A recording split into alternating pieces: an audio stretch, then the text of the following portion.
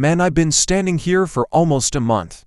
I guess I might go to a Habitat restaurant and get a new fan. Oh no, you're not. You're going to face my rocket. Now that's more like it. Whoa, you're hot. Are you a model?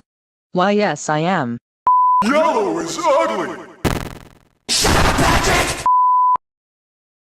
Look at you, little teeny tiny chandelier.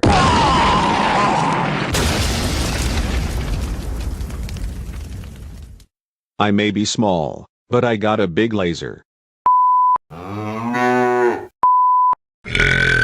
Hey! What do you say? Wait. That was me. Oh crap. I have a laser. All right, class. We are going to learn about what Gavin does with his fans. First question. What does? I know this one. He shoves them up his. Oh my god, Airper. Stop it. That's AirPro, not AirPra. Glendale is the AirPro one. I do blow more air. That's not what I was talking about.